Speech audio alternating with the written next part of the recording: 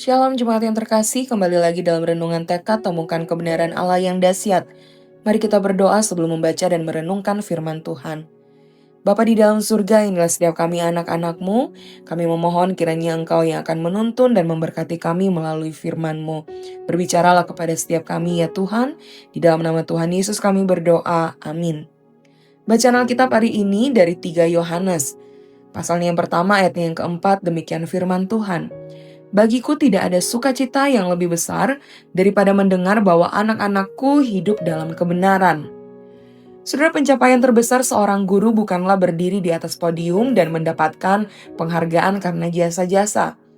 Seorang guru pernah berkata bahwa pencapaian dan penghargaan yang paling berarti adalah ketika salah satu dari murid menghampirinya dan mengatakan, "Bu, keberhasilan saya hari ini karena pengajaran dari Ibu."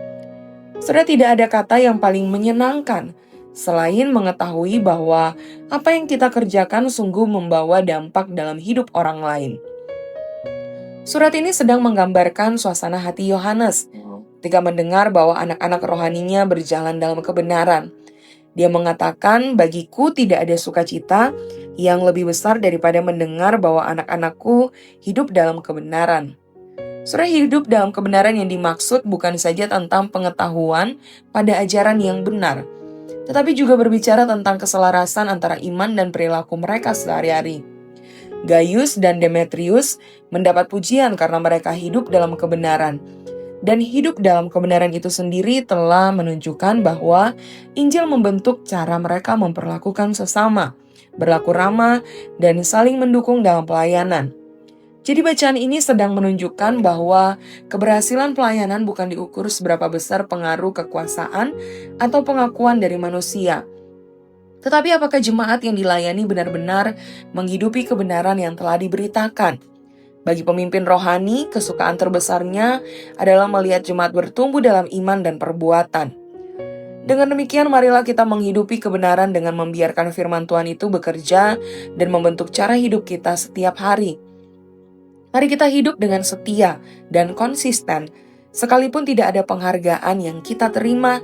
Dan terakhir, marilah kita membangun dan mendorong saudara seiman untuk setia kepada Injil melalui kata dan perbuatan.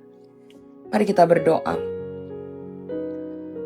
Tuhan, sekali lagi ke dalam tangan-Mu kami serahkan diri kami, dan biarlah firman yang baru saja kami baca dan dengarkan ini, itulah yang akan membentuk kami dalam menjalani kehidupan kami sepanjang hari kami, dan seterusnya ya Tuhan.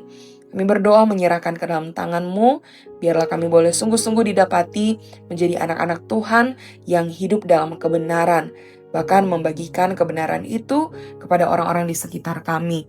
Tuhan kiranya akan tolong kami supaya kami boleh menjadi anak-anak Tuhan yang berintegritas dimanapun kami berada, dalam pekerjaan kami, studi kami, di tengah keluarga kami, di dalam pelayanan kami.